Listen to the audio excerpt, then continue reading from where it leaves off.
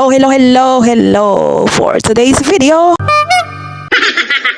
Ay nako, full storage na naman ako kaya eto mag-edit to delete na naman muna tayo. Wala naman pong gaanong ganap, gusto ko lang na i-keep ang mga video ko sa mga bagets noong recognition nila. Busy-busyhan kasi kaya natambakan naman ako ng mga video sa phone ko kaya tuloy full storage naman ako. Magmumukhang vlogger naman ako dito pagka tuloy-tuloy naman ang upload ko ng mga video dito sa phone ko. Mag-clearing lang ako saglit para naman may storage naman ang phone ko. And at the same time, makamusang na rin sa inyo. Ay.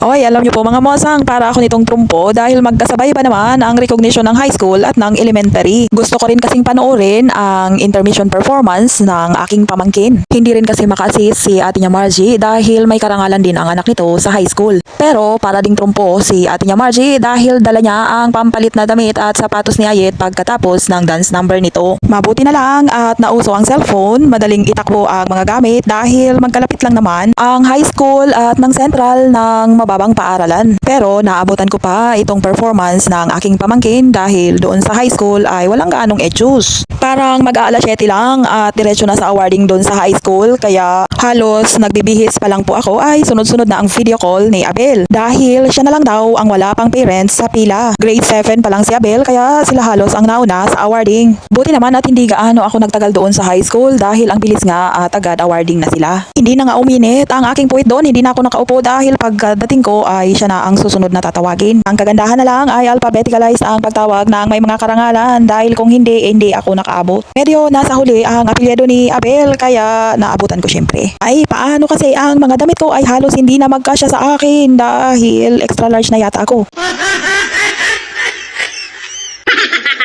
Nakakatuwa lang isipin habang nagmamarch kami dito ni Abel ay naisip ko na ang dami kong ligpitin pag uwi ko. Paano ba naman kasi ang mga hindi na nagkasya sa akin ay nagkalat sa higaan? My gosh.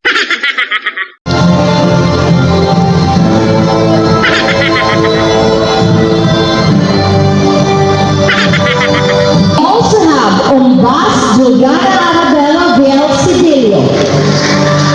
Juliana is also third place in Division School Press Conference.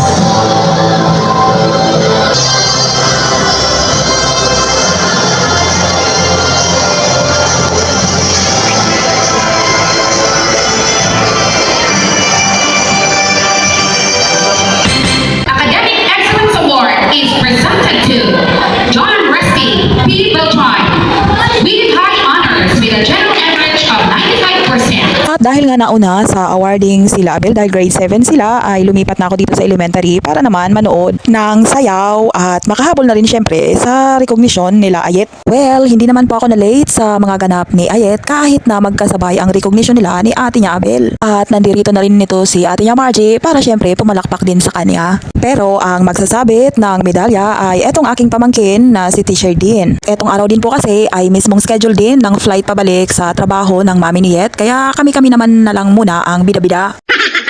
This award is proudly presented to Harriet Georgina K. C.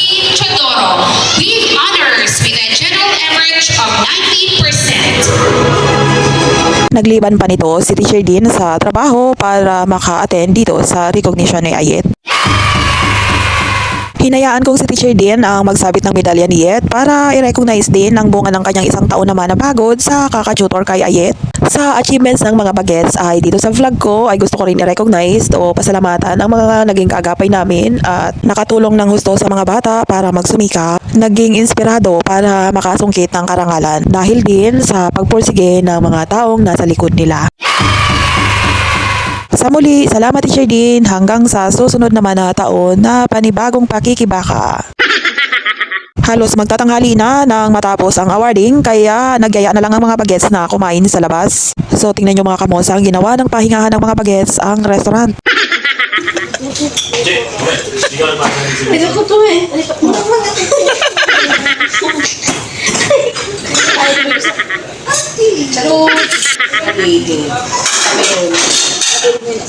Abi, pero nagaling. Pangapoy na po na aking mga bato. Nagtumtum na po siya. Wala naman gaanong ginawa sa school ang mga bagets. Paupo-upo pa tayo-tayo lang naman pero napagod ng gusto dahil siguro sa init. Summer season na po kasi nang mag-recognition sila. Mainam lang at nahuli kaming dumating dito sa restaurant kaya nagsialisa na ang mga naunang guests. Paumanhin po sa restaurant dahil my gosh, nag-feel at home na ang mga bagets. Parang na kay ma-serve na.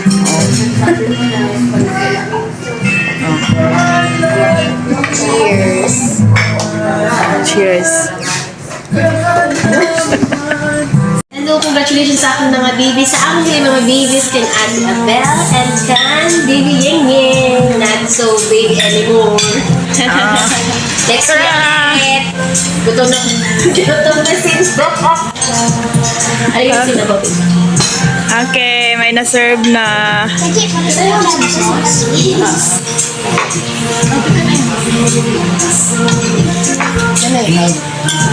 Share ko lang po mga kamosang, dito kami kumain sa Dim Sum. Ewan kung paano ba ito basahin pero mukhang yun na yun. Hindi po ito sponsored vlog pero honest review, masarap po ang mga inihahain nila. Thank you sa aming sponsors. Alam nyo ba na ang aming sponsors dito mga kamosang ay mismo ang mga bagets? Yes po, sa dami ng order nila ay okay lang sa akin. Wala talaga silang ka-idea at hindi rin nagtaka na ang mga in-order nila ay wala akong tinatanggihan dahil sila pala mismo ang magbabayad nito. Nang makauwi na ay sinisingil na ako sa regalo daw ni Mami Dory nila. Ay kako, diba? Ubos na. Ang sabi ko pa sa kanila mga kamosang, ay hindi ba? Abono na nga ako. Ang daya ko daw, hindi ko sa kanila ipinalam. Sana daw nag-minimize sila ng order nila. Basta yun na yun. Minsan kailangan maging wise dito sa mga bagets dahil pag nakalabas, my gosh, ang gagastos. Ayan, tingnan nyo, kalalabas pa lang namin kamosang yan sa Dim Sum. Pero tumaan pa kami dito dahil ang ice cream pa daw nila. At bago ko pa makalimutan, syempre gusto ko din na-recognize ang contribution ni ating nila Margie sa pagising ng maaga para ipagluto sila ng kanilang almusal at syempre ang araw-araw din na pag-asikaso sa kanila at sa mahabang pasensya, pag-unawa, lahat na. Salamat Ate Margie! O siya, hanggang sa muli. Sa susunod naman tayo mga kamosang magmosang-mosang. Depende sa trip ko mag-edit. Makaloka naman itong tawa na to. Ay, Na?